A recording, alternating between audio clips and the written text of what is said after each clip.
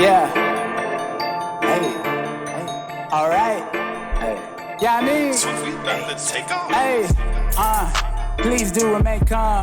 About to run the game, spitting with a little bit of soul, no time. And we're back. Yes, sir. Welcome Yes, sir. to the Please Remain Calm podcast. I'm Ben Gonzalez. And I'm Daniel Gonzalez. And happy to say I am now a vaccine queen. Had my second shot this morning. Yeah, this You know what morning. I'm saying? How are you feeling? Little headache. Yeah. Little. That's Not- what I not got too too. crazy. You had a... So did you get the Moderna or I the got Pfizer? The Pfizer, homie. Bernie got the Pfizer too, my wife. Yeah. I think it's just hitting everybody different. Yeah.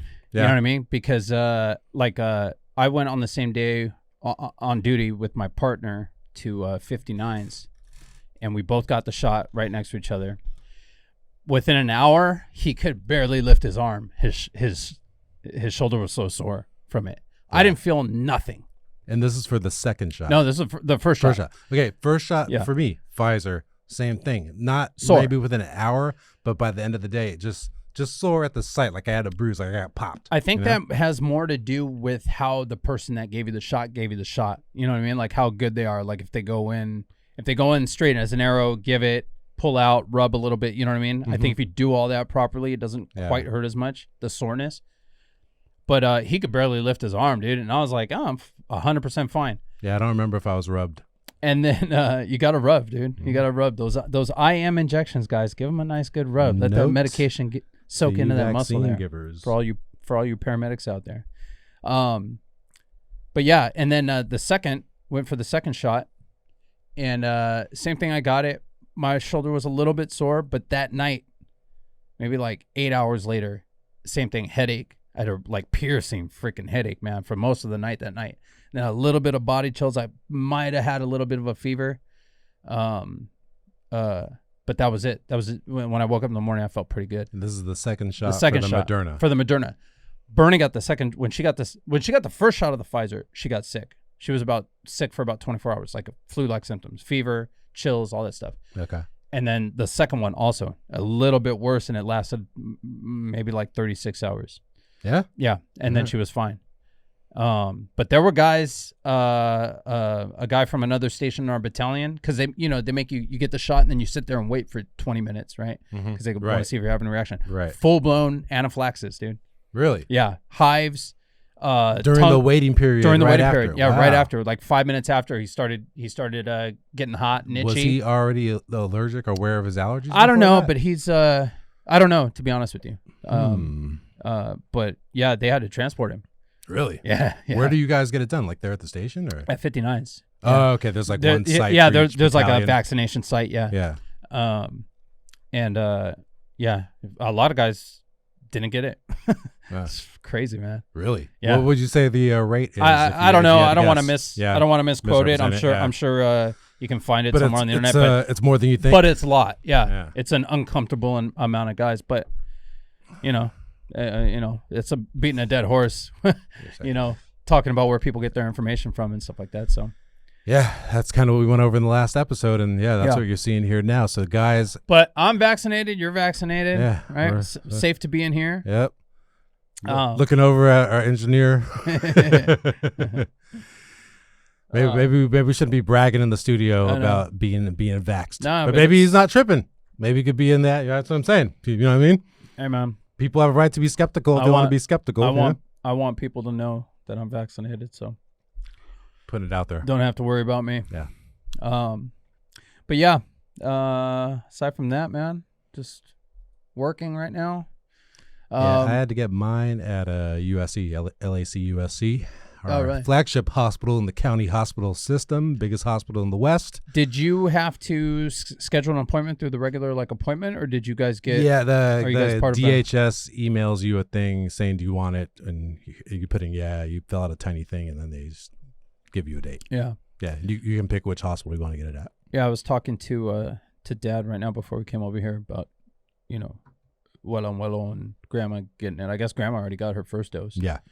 And they're taking, he's going to have to put Wello in the car. Our parents have all three of our living grandparents in the house there. Yeah. And, our grandpa's 90, his early 90s and in a wheelchair and stuff like that. So, but I guess the process, Mom was saying the process was simple. You know, call, make an appointment, or she went online, made an appointment, just cruise up, go through a little serpentine, get the shot, park your car for 20 minutes. Same thing. They got to wait and monitor you and make sure that you don't have a reaction, and then that's it. Yeah. You had to sit for like 15 minutes or so. Yeah. Yeah, 15 minutes. So hopefully everyone gets out there, make your appointment, get your vaccine. Yeah. And so far, yeah, just a headache, and not like a bad splitting headache, just a little bit. All right. Like just enough to feel it. Well, it's an hour-long show. We'll see. We'll ask you again. We'll see how it goes. I might drop dead. Yeah, in minute 55. Yeah, you guys will get to see some CPR. I'll teach these guys how to do it. Yeah. Today we're talking about extremity injuries. Funky fingers, fingers. Be exact, man. And here's the thing too. Like, people won't really think about fingers that much as a 911 call. Not all finger incidents warrant 911. They don't all get called. Yeah. A lot of people just handle it themselves. A lot of people will sit on it for a while. Yeah. Not be sure, depending on the severity of it. Not be sure if they need to go. Yeah. If it's something where they need to go, but finger injuries and incidents account for a pretty big percentage of emergency visits. And for my job, particularly for people to get transferred out of a hospital for a specialty at MAC, we get calls for fingers. That's in the top 5 calls that we get every day. Oh, really? And people are always surprised by that, but not everywhere has a hand doctor. Yeah. You know what I mean? And a lot of stuff, it's very specialized work to repair shit that happens to people's fingers, basically. And a lot happens to people's fingers. Yeah, it's all, that's something that we have to take into account too. If I respond to an incident, and not just fingers, maybe an eye incident or something like that, when we decide where we're taking a patient to, it's not just, we don't just throw people in the ambulance and rush to the closest hospital. Each hospital has, different levels and different specialties that they have readily available at the hospital. Some have specialties that aren't readily available there, you know what I mean? But they have specialists there that they have to call them in and stuff like that. So like, you have to know which hospital specialize in what. Where are you going to get the hand surgeon? Where are you going to get the vascular surgeon? Where are you going to get where's the eye institute? Like they have at UCLA. So it's important. It's important for us to know where those hospitals are and what their specialties are. But you're right, man. I mean, of the traumatic incidents that we have, I'd say, extremity injuries, fingers, but also hands, legs, you know what I mean? Yeah. Toes, all that stuff, ankles.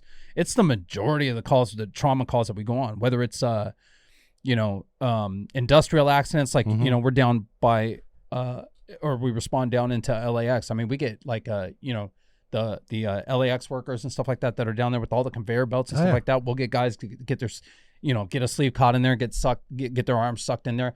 I've had guys with their legs that got caught into the rollers, and fractured legs, and you got to figure out how to untwine them. Hit the brakes there. That's a good one. Yeah. Conveyor belt. Yeah. Yeah. So you got arm stuck in leg. I've had other machinery where I've had people, get their arms stuck in, but this guy in particular, I don't know how he got. I was gonna say, how do you get your leg stuck in the conveyor? I could see your arm. Yeah, I don't remember exactly how he got it trapped in there. The story behind how he got it, but somehow he was. Yeah, his whole leg all the way up to his thigh was caught right in a part where it went over and dropped down. And it got sucked into the rollers there, man. Tib fib, open tib fib, ankle fracture and stuff like that. So now the issue when you have something like that, because usually someone will get sucked in, they'll scream, right? Oh my God, oh shit. And they got these panic buttons that stop the entire conveyor belt, right? Well, you get it stopped, but if his leg's already intertwined in there, you got to figure out how to back it out and get it out without further injuring the patient. Right. So they take it apart? Yeah, they take all the machinery apart. Yeah, they have to call someone to do it, right? And then luckily, the fire station that's right down there next to LAX Fire Station 5 is a USAR, Urban Search and Rescue Unit. So they'll bring those guys over. Strategically placed. But then they also have, like, the airport has engineers. You know what I mean? Right. That are on the radio. They call so they'll call for an engineer to come down. And that's another thing too to cover here. The airport LAX has a whole fucking crazy emergency system set up. Like, there's a guy who's like the emergency manager for all of LAX, and that dude has responsibilities like you wouldn't believe the shit that he has to cover. I did one seminar there where it was like the NTSB, teaching us about how they how you work a plane crash, basically. Yeah. Everything you do from the plane hitting the ground to recovering all the victims, finishing the investigation, all that shit. Yeah. And the emergency manager for any big airport. Yeah. Yeah, there's you got to be responsible for anything. even the fire department apparatus that are there. Like there's 2 fire stations that are actually on the tarmac. Fire Station 80, which is where all the crash units are, right, and Fire Station 51, which is a single engine and paramedic rescue. But those units are basically paid for by LAX, right, which means they're essentially assigned there. LAX, it's very right. rare that they leave the airport. Then you have 95s, which is right off of the tarmac. Yeah, hotel row. And then 5s right there. Right. So, it's its own little world, man. But we'll get, accidents like that. Dude, I had when I was down in the harbor, just doing my 10-shift ride along down there when I first got hired. Yeah. Homeless guy, ETOH, intoxicated, fell asleep by the train tracks down there, down there in the harbor. And we got the call for it was a heavy rescue. There was a man trapped under a train. Yeah. And by the time we had gotten there, they had backed the train off. And so this guy's laying on the tracks, his legs bloody and stuff like that, cut his pants open and go to kind of feel, because when you have a trauma on an appendage like that, you try to go and you give offset pressure to try to feel and see if there's if it feels like 2 rocks rubbing together, right? It's called crepitus. Yeah. That would indicate that there's a fracture in there. You got to, when you have somebody that's had trauma like that, you got to feel them all the way down their body and get a sense for what their injuries are and where they are. So, I see this guy, he's kind of moaning and groaning. He's drunk, check out, cut everything else. It's called strip and flip. You cut all their clothes off, right? Get a good look at them, roll them over, hold C-spine, get a collar on them, roll them over so you can look at their back and see if there's any, where all their injuries are. Yeah. Cut this guy's pants, go to offset pressure down his leg, boom. His whole leg came off. It just comes right up in your hands. He had ran over. He had fallen asleep on the tracks, and a train. And if you don't know, those trains when they're rolling through those tracks in there at a slow pace, they're quiet, man. Yeah. You can't really hear that it's even coming. Rolled right over his leg, man, like butter, cut right through that thing.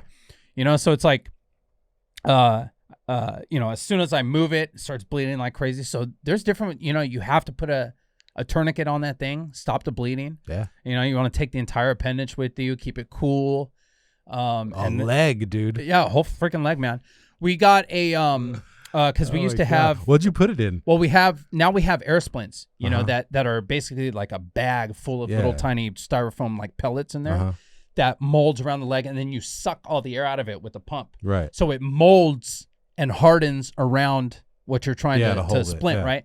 But back then we just had cardboard.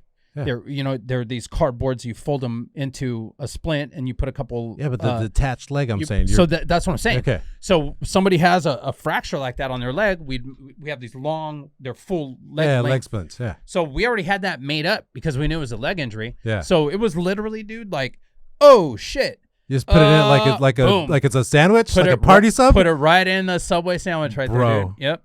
And put some ice packs in there, wrapped it up, with some plastic. Threw his tourniquet on his leg and took off, man. Took off. Going to Harbor UCLA. And you guys were thinking that this leg is going to get 18 years ago. reattached. The guy's alive. With the leg back on. No, the guy's alive. Okay. No leg. We took the leg leg that's what I'm saying. Yeah. I mean, he's alive. Yeah. We started IVs, pumped him full of fluids. No, I believe that, but I'm saying like the odds that he's going to get a leg reattached. Yeah, I don't severed like that. I don't know. I can't make that decision. He's got a prosthetic leg now. Right? I don't know. I would imagine they would be able to reattach it. I mean, it was like butter, dude. Like that wheel just cut straight through his leg. Man. So here's a good point to make then, because replant surgery is one of the specialties that's like limited in LA County, right? Yeah. But we have it for County USC. I think Cedars has it. I don't know if you want to ask Bernie. UCLA has it. Yeah. But it's only like big hospitals. It's a big specialized procedure, right? So we get calls for that pretty much every day. Yeah. Somebody chops off their finger in LA every single fucking day. Yeah. Multiple people chop their fingers off every day. Gardening, it's gardening shears. It's easier than you think, times, dude. Yeah, it's easier than you think. Yeah. And I'm not even talking about just like the tip or like your nail, like just by the nail. I mean like your whole ass finger, thumb, multiple fingers. every single day somebody does that shit, and we get a call for it, right?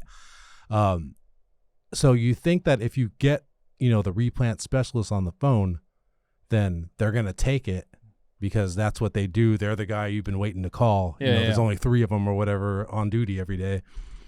But yeah, there's certain criteria of what they will and won't do, and they have their reasons for it, and it makes sense when you think about it. Yeah. I mean, if it is just a single digit for the most part, they won't always do it. No shit. Yeah, dude. Unless it's the thumb, or if you need it for something specific, like you're right-handed, it's gonna cost you it's your picker, your work or something like that. Picker, forget it. Yeah. Because the thing is to reattach, to do the actual procedure, it's long, dude. It's like 10, 12, 15 hours sometimes to get everything back on working again. It's a team of surgeons. It's like a year of follow-up every week. They're supposed to come in. So they'll ask, so is this guy going to show up? You just don't want to do it? Is this guy going to come? Yeah. Is he going to do the physical therapy? Is he going to take the medication? Yeah. Because if we do all of this stuff for him and he just blows it off afterwards, it's going to just fall off. Yeah, just a shriveled up little. Yeah, it just rejects, your body doesn't take it. It's a lot of steps. Yeah, no, okay. As opposed to just, you know what I mean? Yeah. So there's that, right? If somebody's a smoker, if you have like a long history of smoking, you're not getting your stuff reattached, dude. Yeah. Because the nerve endings are just jacked up. There could be like clubbing kind of. Yeah. And you have long-term like CHF. Sure. Yeah. Same kind of thing. The nerve endings aren't good enough to reattach basically. Yeah. And it just doesn't take. Yeah. So they'll ask like, is this guy a smoker? Yeah. Yeah. We always have to ask. Yeah. I don't know, man. If it's their dominant hand, if they're a smoker, and then the big thing, like how you said, like butter. Yeah. Is it a clean cut? Yeah. Because if you got it crushed in a door or something like that, stuck in machinery, and it's mangled, it's not going to take. Yeah. People or it's not going to operate properly when you reattach it. Yeah. So people who get reattached have like power saw. Yeah. Or a knife, like a clean slice right across. I had a buddy when I first got on the job, got off probation, went to Nines. There was a guy still on the job with the fire department. And he was an EAP, an emergency appointed paramedic, when they were doing that and hired a big group of paramedics. LA City. It's like 20 years ago. Yeah, LA City Fire was short on paramedics, so they did these emergency hired paramedics. Right. After a while, they gave those guys an opportunity to cross train and become firefighters. So he did that, and they were cutting up a car. Occasionally, we'll do that. We'll get some time to go drill, right? So a lot of times we'll get a car from like a impound yard or something like that, something that's going to get crushed and demolished anyways, and we'll practice cutting up a car, cutting the roof off, auto extrication stuff. So I guess they were doing that, and a door on one of those cars got slammed on his finger, right? Yeah. Jacked him up. They wound up transporting him, broke his finger, all this shit, right?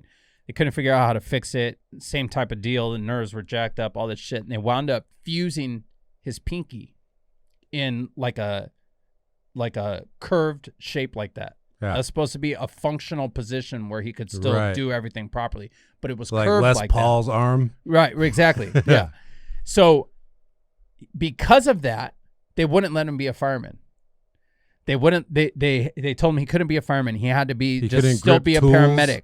He could, but they were saying that he couldn't. Yeah, something like that. He couldn't get his hand in his glove fast enough. He wouldn't be able to operate fully as a firefighter. Gloves for you. Yeah. So he fought them, about that for a while, and then finally just said, "Okay, so you're telling me if I didn't have this, I could be a fireman?" And they said, "Yeah, pretty much." He said, "All right." Went to the doctor, had it taken off.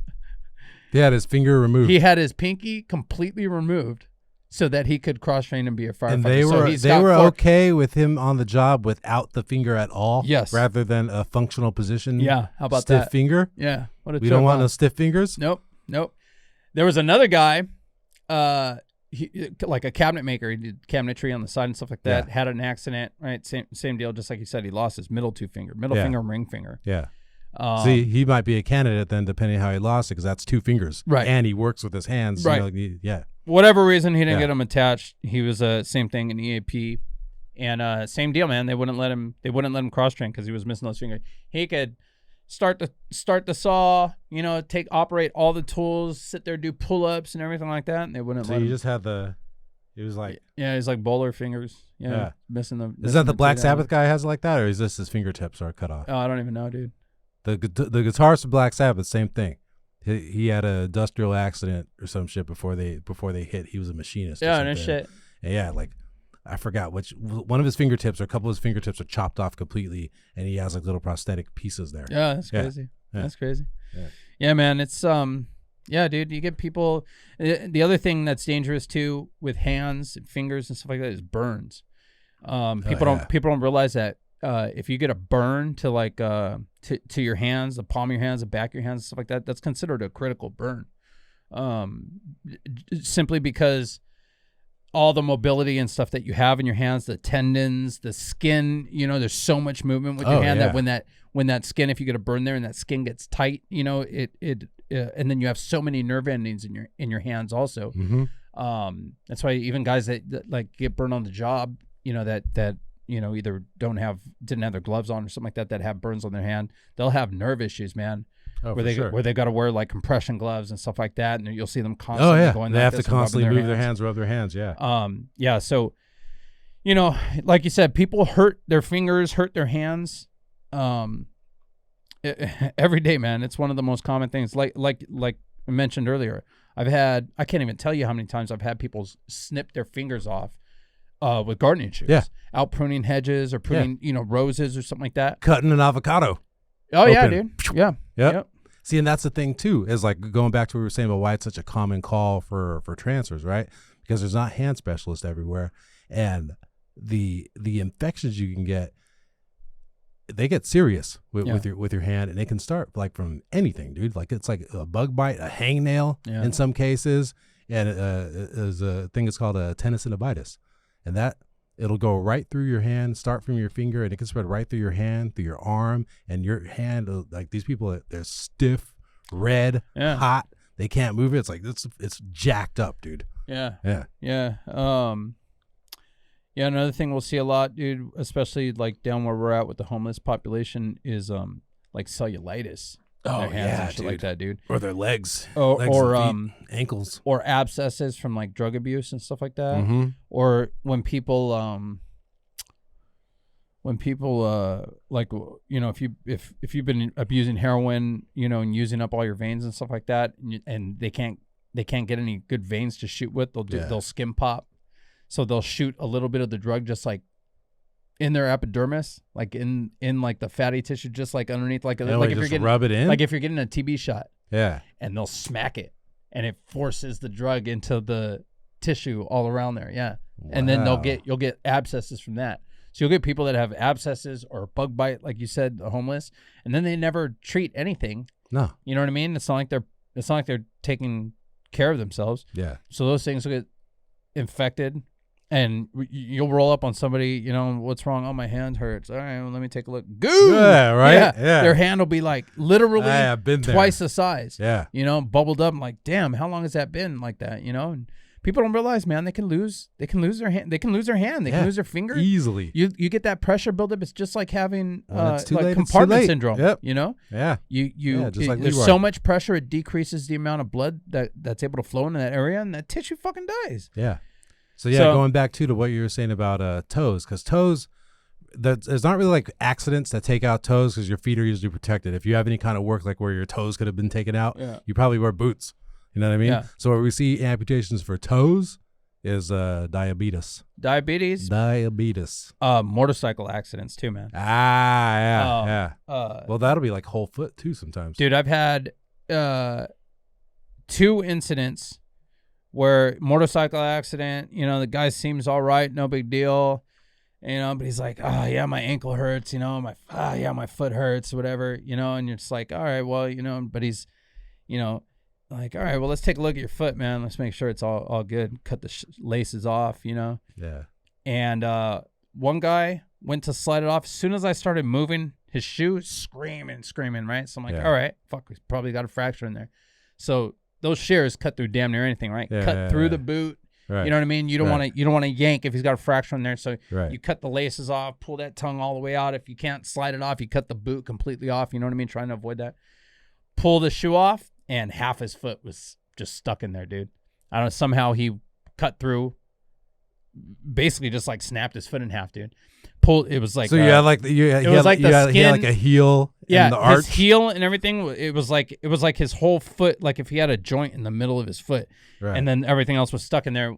What I didn't realize is it had been bleeding in there, and so it had coagulated. So his like sock and shit was stuck in there. Yeah, so we had to like slowly pull that out, bro. Cut his sock off, and to see what we're dealing with, you know. Why? So now I got a half amputated foot. Yeah. You know. So now what do I do? Well, okay, I got to get this guy pain meds.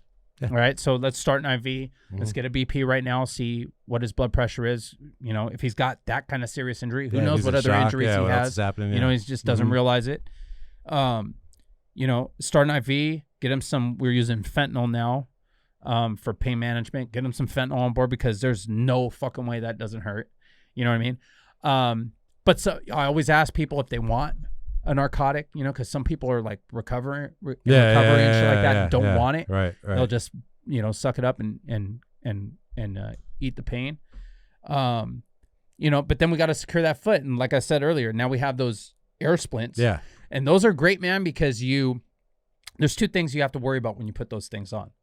Number one is that you have blood flow distal to the injury. Right. Beyond the injury, right? Right. If you have no blood getting to the appendage distal to the injury, past the injury, all that tissue is going to die. Yeah. Time is of the essence. You have to get in the fucking rescue and start driving right now. If you got no pulse, if you got no blood flow going to that part. What can happen though too is that you can have, so like in this case, this guy's foot was broken in half basically, right?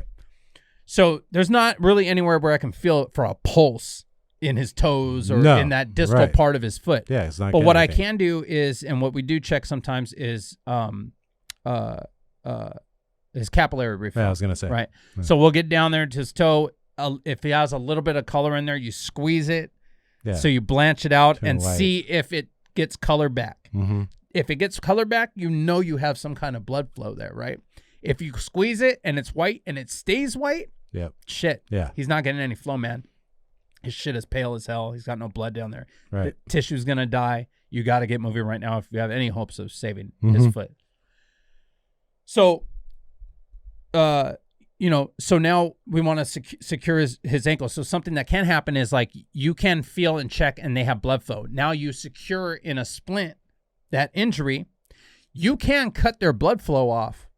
Yeah, just by applying the splint, exactly. Right? So you have to check. Not only you do you have to check again after you secure it. Exactly. You got to check it before and you got to check it after, because if they have flow and you put a splint on and now they don't have flow, well, you just fucked them up. Yeah, you know what I mean? And you have to you have to readjust that. You have to check that their pulse, motor, and sensory afterwards. But then now with these air splints, it's great because it forms to the injury. You know what I mean? If the injury is deformed or it's open and you have blood flow distal to the injury, that thing will just, it's not like applying more. It's not like you're putting a splint on and squeezing it and taping it. It's molding to the injury and then it's just hardening there. So it's not applying any pressure to the actual wound. You know what I'm saying? Right. Just keep it in place. Yeah. So we got those air splints. You got, put an air splint on a guy like that, get him some pain meds and get him to the fucking hospital, man. But then it comes into play also. Where am I going to take him? Yeah. Who can put this foot back exactly. on? What, and weigh that against the time that it's going to take to get there. Exactly. Yeah. Exactly. And then some, like the burns too, man. You would think, get them to a burn center. Well, most burns are just going to go to the closest. Mm-hmm. You want to make sure that they get stabilized. Then the closest calls us, and exactly, and they get transferred over to a burn center. Yep.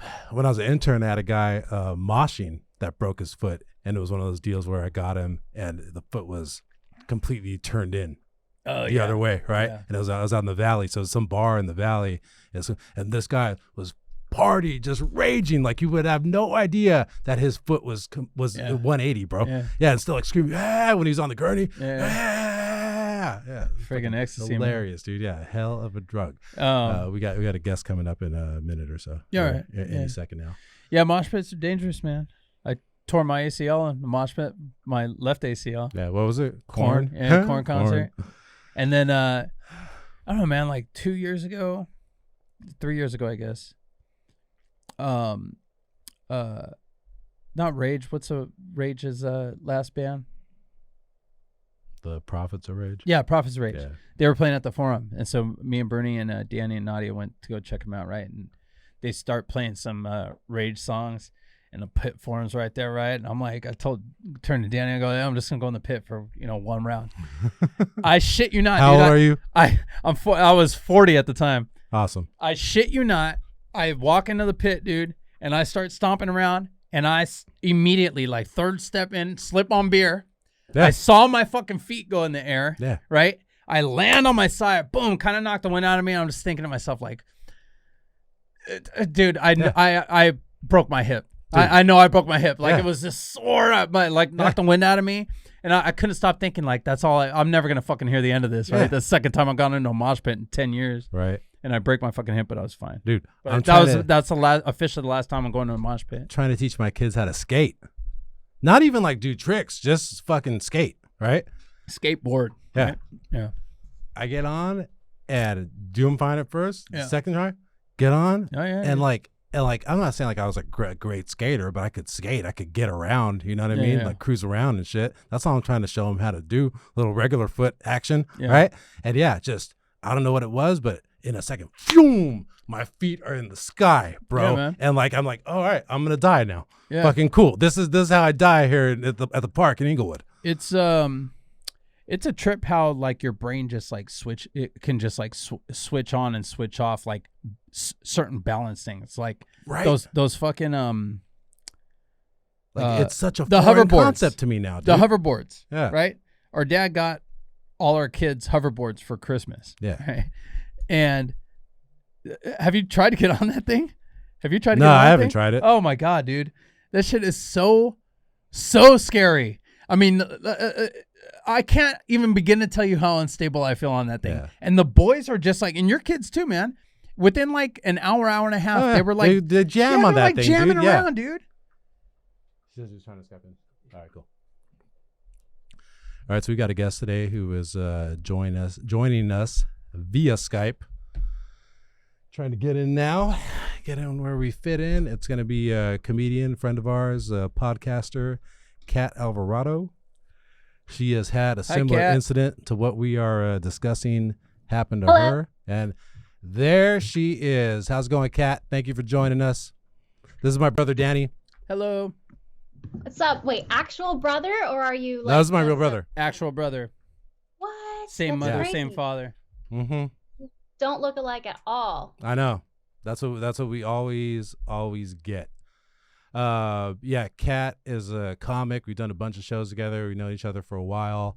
You're still doing your Zoom the charity shows, right? Yes, I do. I love doing those benefits. I do them every couple months for like hurricane relief benefit, or I'm doing one that's coming up on February 27th. That's for the LA Food Bank. So. Oh, awesome. Right. Awesome. Yeah. So you can follow her and she'll tweet out the links to join her show and donate to those causes. I did one. It was a lot of fun. What we do, it was Nicaragua hurricane relief. Yes. We helped. Oh my God. The Nicaraguans. They've got like 2 Cat 4, Cat 5 hurricanes in 1 month. Yeah, man. It's crazy. Especially right now, man. It's so important to give to, if you're able to give to things like that. Just everyone's in such a bind right now with the pandemic, just everywhere. Sure. Man, it's crazy. Kat's also the host of the Villains of History podcast, where you just go on and talk about a terrible person. Nice. And every episode is a different terrible person. That sounds awesome. Yeah, actually. we've had a few that are on Ben, just covering him entirely. Mm-hmm. Yeah, I had to do an episode just defending myself. He's got a trilogy. Just defending myself. Yeah, it was rough, man. It was rough. So thanks for joining us, Kat. We are talking about freak accidents and finger injuries in particular. We were going over different places or different ways that we've had calls where people have chopped their fingers off. Kat nearly chopped her finger off. Near chop. Had a close chop call, not a complete chop. You're not a chef. More of a smush. Yeah, you're not a chef. You're not a construction worker. So tell us your tale, Kat. What happened to you and your finger? It's more like I'm a clumsy office worker. All right. Yeah. So my tale is this. So it was like the summer, it was a summer job where it was like telemarketing. I was in college for a tutoring company, and they had this really like, just, you know, when they rent an office building and the office building is not for anything at all, it's just empty and sad.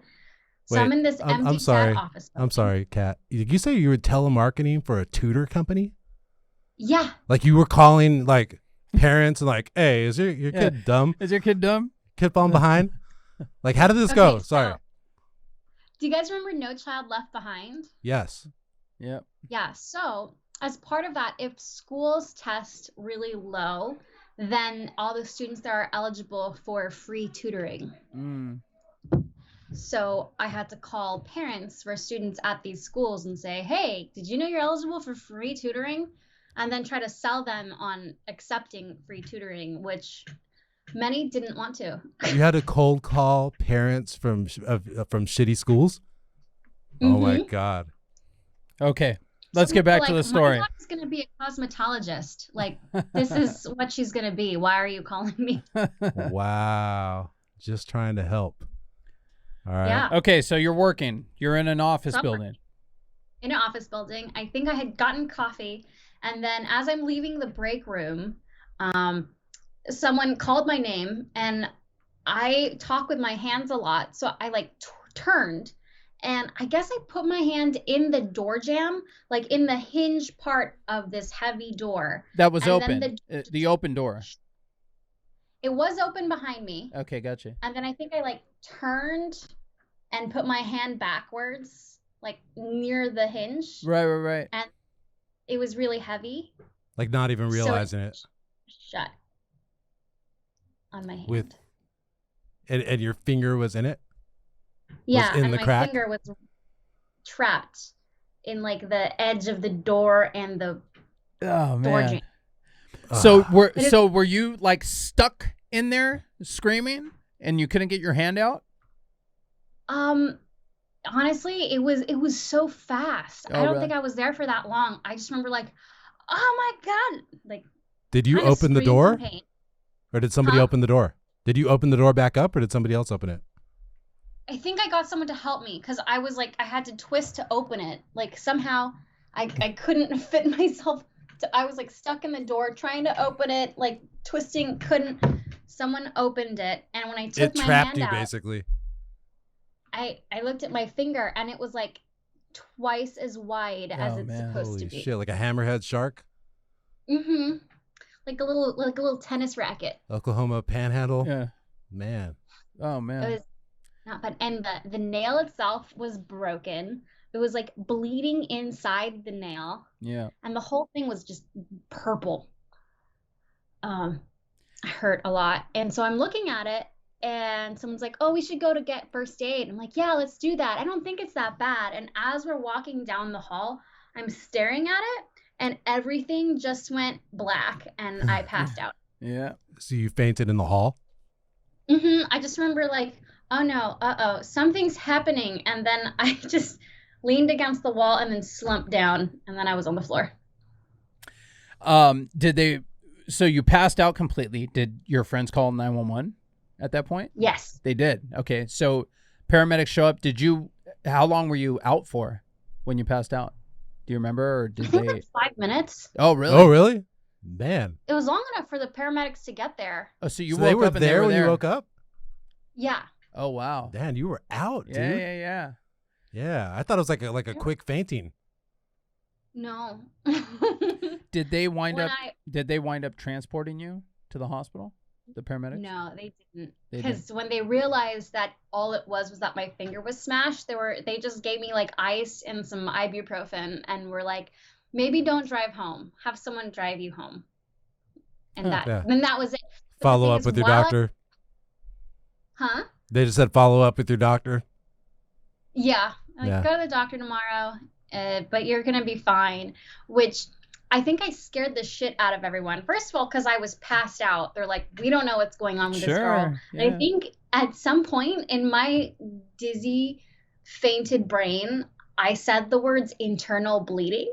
What? Yeah. From your finger? Yeah. Yeah. Dude. How long have you And been so working there when this everyone happened? freak out that much more. They're like, she's got internal bleeding. What's happening? You were just talking about under your nail, though? Yeah. Internally in my finger. Right. Yeah, you know, like when we respond, if we were to respond to something like that, we probably would get the call as a syncope, as a Yeah, right. fainting, basically. That's probably how we would have gotten the call. Right. And there might have been like a note underneath that said, you know, a patient smashed finger in door or something like that. And you'd be surprised how often that happens. Oh, you know, yeah. Somebody has an injury like that, where we were talking earlier about In a gate, in a car. yeah, in a gate or a car, or Mhm. you know, I've had probably 4 or 5 in my career where people have snipped their fingers off with shears, gardening shears, you know. Right. And it's the same thing. It's the shock of seeing Yeah. the injury. You know what I mean? It's just like your fight or flight reaction. Yeah. You know what I mean? You see it, it's kind of shocking. Your heart, yeah. Everything dilates, and you know, your pupils dilate, all your vessels dilate, and that added volume, you know, gravity just pulls everything down. You lose a little bit to your brain. Oh shit, and you pass out. You know, you fall over, and you lay on your back, and everything kind of evens out, and you wake back up again. But you know, if we showed up to something like that, I'd be concerned about your finger, you know, being smashed like that. Because like we were talking about earlier, if you have an injury that's like a clean injury, you clipped your finger off with shears, or you are cutting something with a knife and the knife went straight through your finger or something like that, a clean injury, there's a lot more chance that they're going to be able to reattach that. There's a lot more chance that they're going to be able to, you know, do cosmetic surgery, you know, try to reattach and to make you as normal as possible. When you have a crush injury like that, those become a lot more complicated, because your options are limited. Your options are limited. There's not a whole lot that they can do if it's mangled, you know, like if you've gotten it caught, an appendage caught in, you know, some industrial machinery or something like that, and it's mangled. A lot of times there's nothing they can do, especially with crush injuries like that. A lot of times it can be dicey if they can even do anything for it. Right. How far down your finger was it that actually got caught in there? Was it just the tip bone there? It was the Top knuckle. The tippity of my tip. finger. Yeah. Yep. It was this one. And the next day when I went to the doctor to get it x-rayed, it was broken. It was just a break in this little, what's it called? Like metatarsal thing? Phalange? I don't remember. Phalange. That tip little bone, huh? Mm-hmm. This teeny tiny bone got broken, and boy did it hurt. Yeah. Did you have any like lasting like issues with that finger? Like, are you able to? It's fully functional. You can bend it, and oh yeah, I mean that was like 8 years ago, so I can bend it. I don't have any like nerve damage. I feel everything just fine. Like I think it took a good 6 months to have the nail grow out and have it grow out normal, but it's been so long you can't even tell. Like I'm actually questioning myself about which one it was. Yeah. I'm like, now that I tell the story, I think it was the left hand. So there was like 6 months of like the nail just having like a big split in the middle of it, or like a hole, or what? Yeah. So I think when the nail breaks like that, it kind of does develop like a small baby layer of keratin underneath. So it's not just like raw finger. You have like a little like nail canyon. Yeah. So there was like a little tiny layer, and then the crappy broken nail on top. And so it was just like wonky. Yeah. Weird looking for a while. Yeah, you can almost guarantee, man, you smash a finger, you know, we'll get them in the doors, car doors, you know, office doors, just like that. We had one the other day. It was like a big like barn door, sliding door at an office. They were doing like a photo shoot or something like that. And the guy, big old heavy door, same thing. Got his finger caught, the tip. I mean, clean off. Yeah. Oh yeah. It happens all the time. Yeah. I mean, that's what I was telling you. Like yours could have easily. Very easily. I mean, the story that you told right now, I've probably been on 30 or 40 of those over a 20-year career, and I'd say 2/3 of them probably lost that tip of their finger, either or it came completely off like clean off, or it's just like 90%, and there'll be like a little bit of tissue like hanging it on. Yeah, basically, you know what I mean? And like you could like. But you know, we always even when it comes off like that, we always take it with us, wrap it in gauze, put a cold pack in it, take it with us to the hospital because just like we were talking about earlier, you never know, man. Yeah. You know what I mean? Like, I'm not going to be the one that looked at it and said, oh, they're probably not going to attach that and take off without it. It'll go to the ER, right? And the ER doc might think, hey, this should get reattached. I know, I'm a doctor. This is a good candidate. And he'll tell Cat, don't worry. They're going to put your finger back on. We're going to call USC. They have a great doctor there, right? And then USC hears it. Nah, we're not doing it. It's just your ring finger. It's just the tip. You know what I mean? Like, you don't need it. Yeah. It's not worth it for them to do it, basically. Count your blessings, Cat. As far as like the resources go, right? And sometimes doctor at hospital A will get mad and like argue about that. Like, no, I already told her she's getting it done. You can't do this. At least take her and see her. You know what I mean? And he's like, we can see her, but we're not going to do it.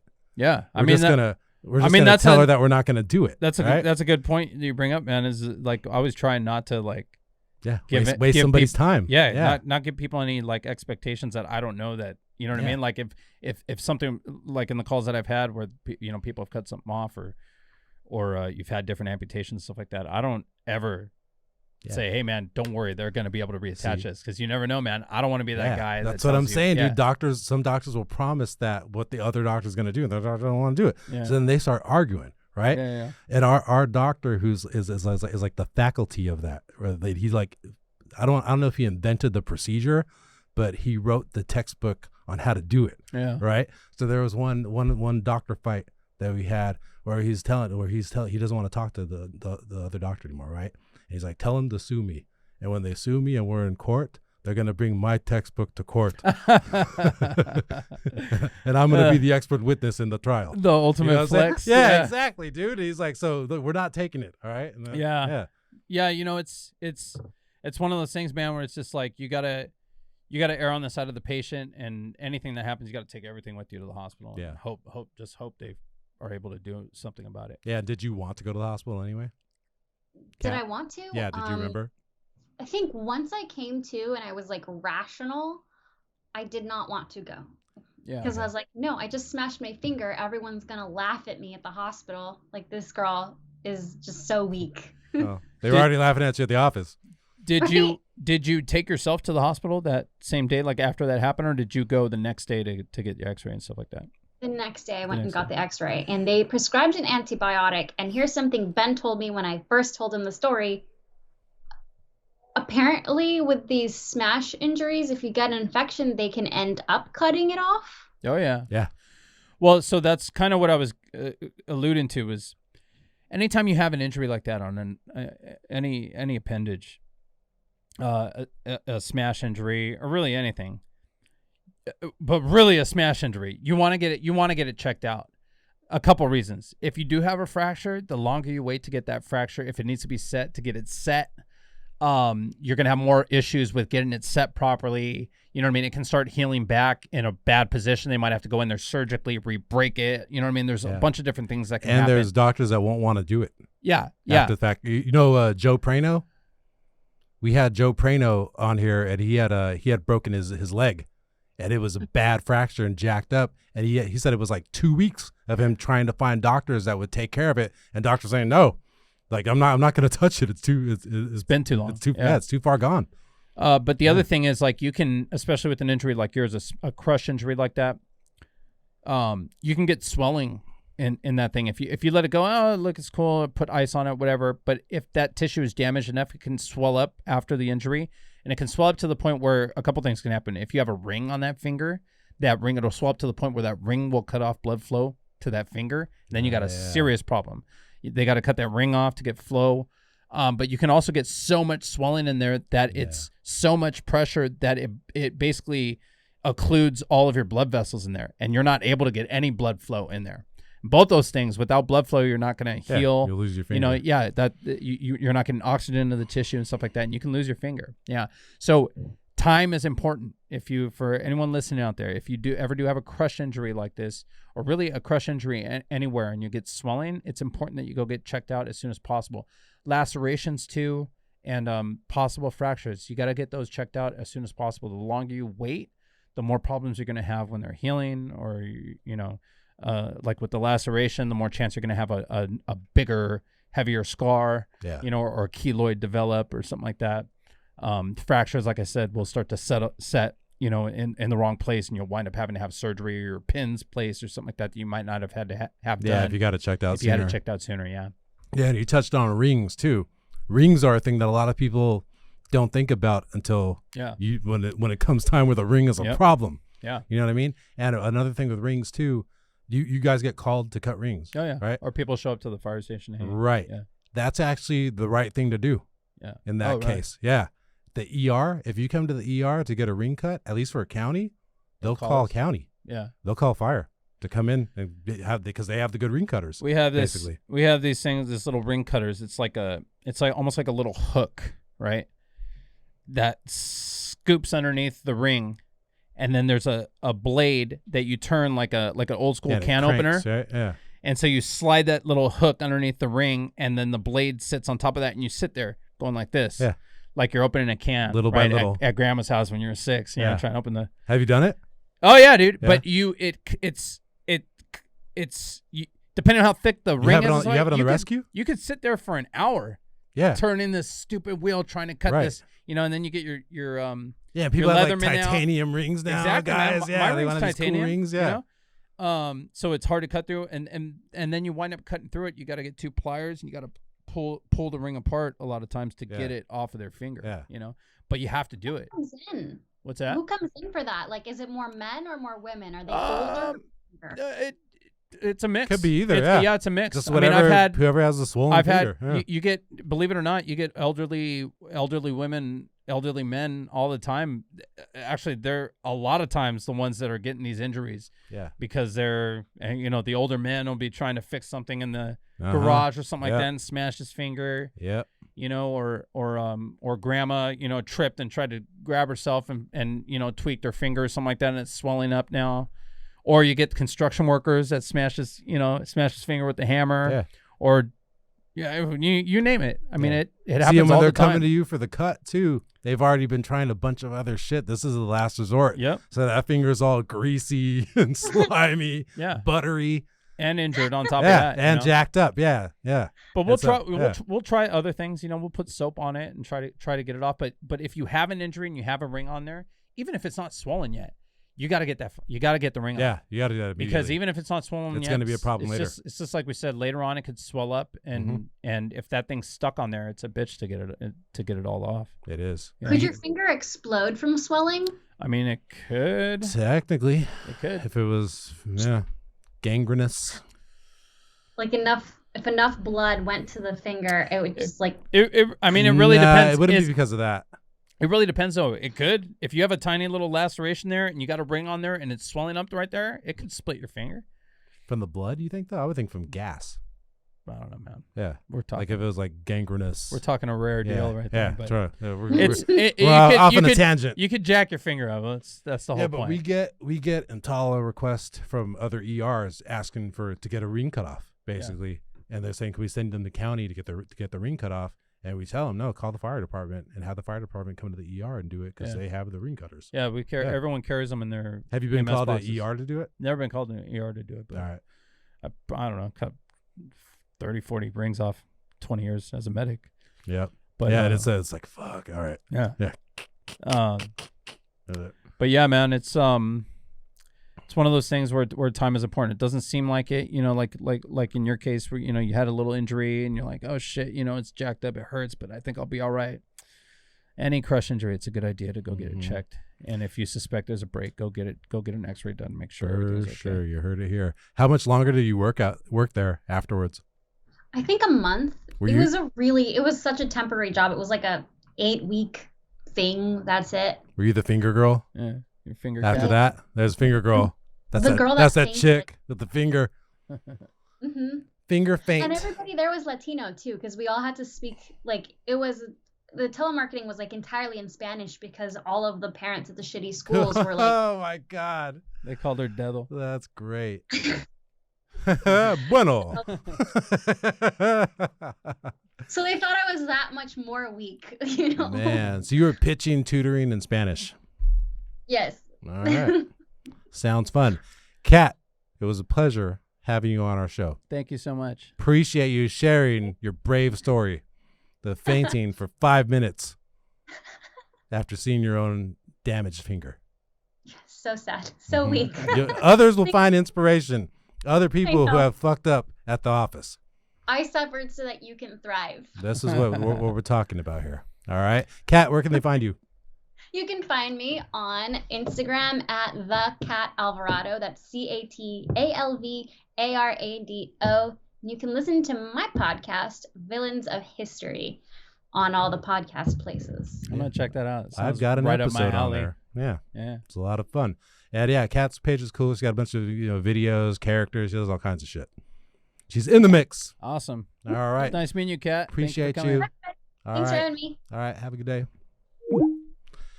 All right, man. Well, that was fun. Danny, where can they find you, senor? Danny Gunzer34 on Instagram and Twitter. Follow me at Ben9Humor, Ben9Humor, like benign tumor on Instagram and Twitter. Follow the show at PRCPod, Instagram, Twitter. Email us, contactprcpod@gmail.com. And as always, the opinions stated here on this show are our own. They do not reflect the opinions of the Los Angeles City Fire Department or the LA County Department of Health Services. They do not. We appreciate you guys listening to us. You can like, comment, rate, and review. And if you want a hot PRC t-shirt or a sticker, we got them merch and rescue packs. You can either hit us $20 or send us a copy of your 5-starer, and we will send it right out to you. Did we ever send the ones out to the people that actually did that? Yeah, of course. All right, cool. See? Spotless record. Check us with the Better Business Bureau. All right, guys. We'll see you. Right on. Yeah. Hey. All right. Hey. Yeah, I mean. So we about to take off. Hey. Please do remain calm. About to run the game, spitting with a little bit of soul, no times.